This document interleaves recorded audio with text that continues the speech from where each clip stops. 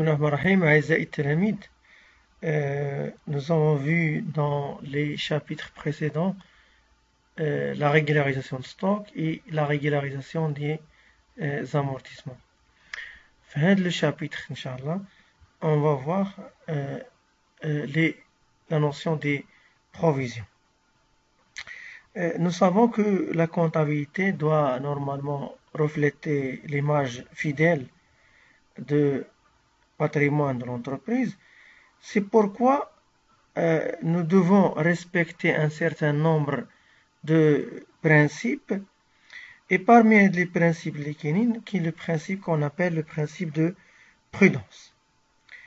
Ce principe oblige les entreprises à être prudentes au niveau de la comptabilité.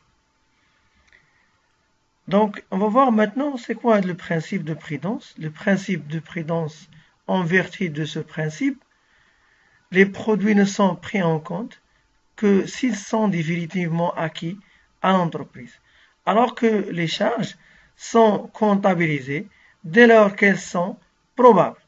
C'est en application de ce principe que les provisions ont été instituées. Donc, les produits, il est les canaux certains, alors que les charges, probable par respect du principe de prudence. Donc, c'est le principe de prudence qui va instituer la notion de les provisions. Donc, la provision, c'est quoi? La provision, c'est la constatation comptable, soit de la dépréciation d'actifs non amortissables, tels que les immobilisations, l'actif circulant, ou bien d'une charge probable, mais dont le montant n'est pas connu avec exactitude. Donc, le premier type de provision, ça concerne la dépréciation de l'actif. Par exemple, les terrains. Les terrains, nous avons vu déjà que les terrains peuvent avoir une diminution de la valeur d'ILM, comme ils peuvent avoir une augmentation. C'est pourquoi on peut dire un amortissement, on peut dire la notion de la provision. Ou bien, si on suppose on a une créance sur un client X, le client, c'est là des difficultés financières probables, donc par respect du principe, on se avec la perte probable. Ou bien, deuxième type, les charges probables. Par exemple, si on a un litige avec un salarié, donc on a un risque de payer quelque chose pour le salarié, par respect du principe, on se avec la charge probable. On va voir maintenant une comparaison entre l'amortissement d'une part et la provision d'autre part. La comparaison, ça va se faire sur trois niveaux. Au niveau de la nature de la perte pour l'amortissement, c'est une perte non irréversible, ça veut dire qu'elle est certaine. Le matériel, plus on utilise le matériel, plus on est sûr que la valeur de ça va baisser. Alors que la provision, la perte, ce n'est qu'une perte probable. Donc, il n'y a pas de la certitude. La provision peut varier, elle peut diminuer, comme elle peut augmenter la situation des clients. ممكن أن تحسن la situation, ممكن أن تدور la situation ديالو. Deuxième niveau, c'est au niveau de la figuration au bilan. Nous savons que les amortissements figurent toujours à l'actif, même qu'ils sont le passif des bilans comptables. Et c'est plus précisément au niveau de la classe 2, au niveau des classes des immobilisations. Au niveau en ce qui concerne les provisions, les provisions concernent les immobilisations non amortissables telles que les terrains, les fonds de commerce, les titres immobilisés, les stocks, les créances, les titres et valeurs de placement. Et ça concerne également le passif, comme provision pour risques et charges. Troisième niveau de comparaison, il y a au niveau de la durée de l'existence. L'amortissement, normalement, s'étale sur plusieurs années, donc sur le long terme, en fonction de la durée probable de vie de l'immobilisation, alors que la provision, elle peut être court ou bien long terme. Il est dans l'actif circulant, donc il est court-termiste, alors que l'actif immobilisé non amortissable tel que le terrain, c'est la durée d'IRM, bien sûr, c'est une durée liée à long terme. On va voir maintenant les types de provisions. On a dit tout à l'heure que la provision peut concerner l'actif comme elle peut concerner le passif. On va voir le premier type, provision pour dépréciation d'éléments d'actifs. Donc, là, je brille la provision. L'objectif de la provision, c'est ils sont constitués, ou bien la provision, elle est constituée pour faire face à la dépréciation d'un ou de plusieurs éléments d'actifs. Donc, on a peur que l'élément d'actif peut avoir une diminution de sa valeur.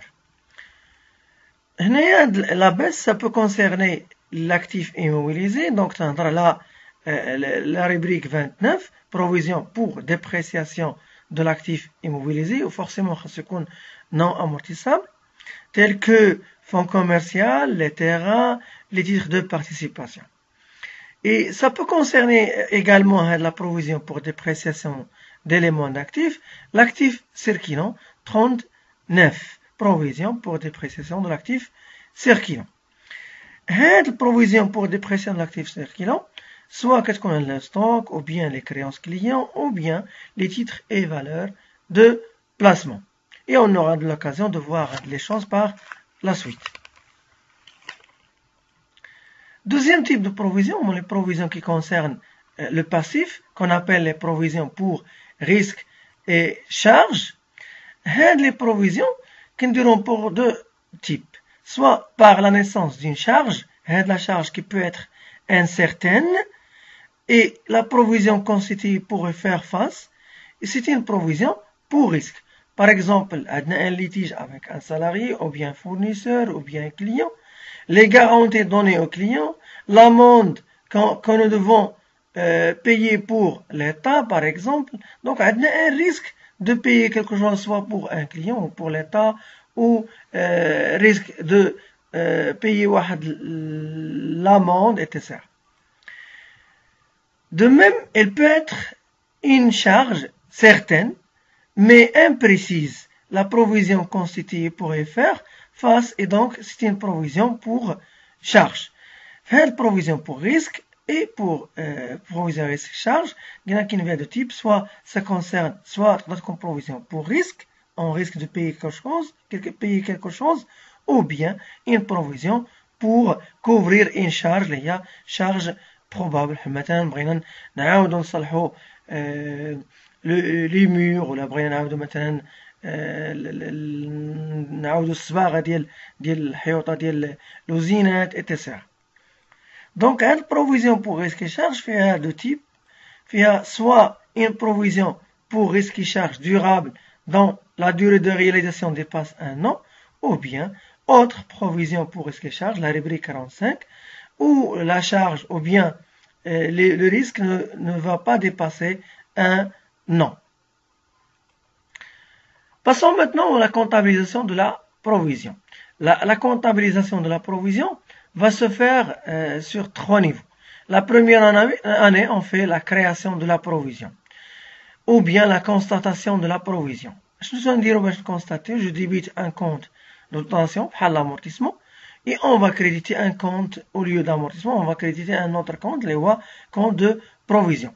Mais la seule différence, c'est que la dotation peut avoir trois natures, trois types.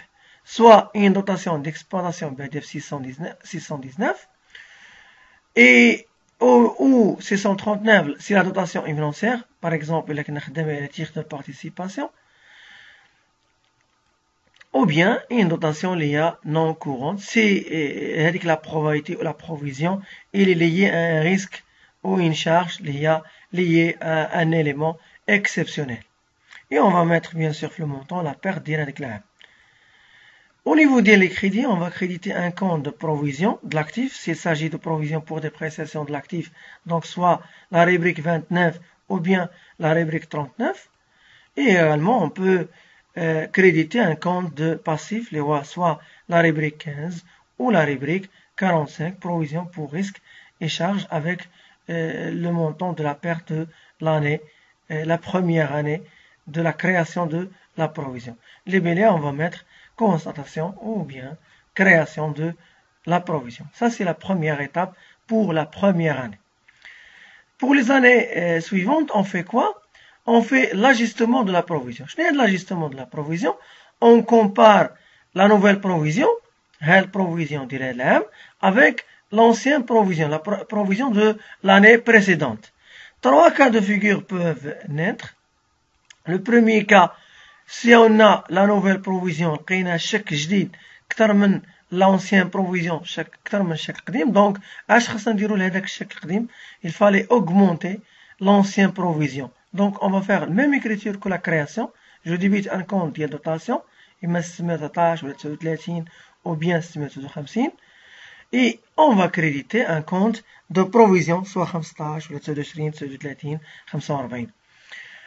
Le montant qu'on va mettre, c'est la différence entre la nouvelle et l'ancienne. غنديرو داك الفرق واش ديك الزياده اللي غتكون في la provision ولا في هذاك الشك.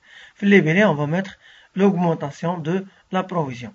Le deuxième cas, c'est on a une égalité ما la nouvelle provision et l'ancienne provision ما بين الشك القديم والشك الجديد. دونك شنو خصنا نديرو؟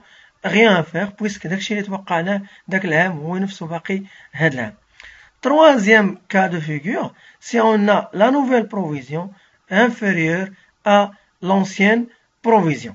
Donc, il fallait diminuer l'ancienne provision. لقيت الشك القديم كبر من الشك الجديد، دونك خصني نقص من الشك القديم باش يولي هو بحالو بحال الشك الجديد. En débitant cette fois-ci, هاد الكونت ديال البروفيزيون خصني نقص منو، دونك غنردو في ديبي et je vais créditer un compte l'axe de dotation qu'on appelle compte de reprise اللي ممكن يكون توا reprise d'exploitation ou bien reprise financière اللي كنا نهضر على التيتر ou bien reprise non courante. في le montant, je vais faire la différence entre la nouvelle provision et l'ancienne provision في débit et montant à débiter et le montant à créditer. في les bélés, on va mettre diminution de la provision. Maintenant, بقات لنا la troisième étape de la comptabilisation de la provision, l'IA, ou bien l'utilisation finale de la provision. L'annulation de la provision. Une fois qu'on annule la provision, si par exemple la probabilité a terminé, مثلا la situation ديال هذاك le client اللي كنا شاكين فيه يا إما تحسنات ورد لنا فلوسنا كاملة يا إما ما تحسناش اون لي سور بأنه مبقاش غيرد لنا فلوسنا كاملة مثلا، ولا هادوك لي تيتر ولا لي تيغان ولا لي باغ اكزومبل لي تيتر فالور دو بلاسمون ولا الفون كوميرسيال تباع. دونك هاديك لونسيان بروفيزيون نا با اون ريزون داتر، خصها تانيلا. كيفاش نديرو تانيلو لونسيان بروفيزيون؟ On va faire même écriture que la diminution. Je débite un compte de provision. Provision pour dépréciation 29,39. Provision pour risque et charge. Mais le montant qu'on va mettre, c'est l'ancienne provision. Puisque nous voulons annuler l'ancienne provision. Nous allons débiter soit un compte de provision 29,39 il est l'actif, ou bien il est le passif, soit la rubrique 15 ou bien la rubrique 45, la durée ديالها مش كتر من عام ولا أقل من عام. Et le montant, on va mettre l'ancienne provision اللي خصها تانيلا. شك قديم مبقاش عنده une raison d'être, donc خصها تحيد. Et le compte qui va me permettre d'annuler le compte de provision, c'est le compte des reprises. Et ممكن يكون soit reprise d'exploitation, reprise financière, ou bien reprise non courante. Les bélés, on va mettre annulation de l'ancienne provision. Donc, c'est la première vidéo concernant le 4e chapitre après fin. Merci de votre attention et à la prochaine, Inch'Allah.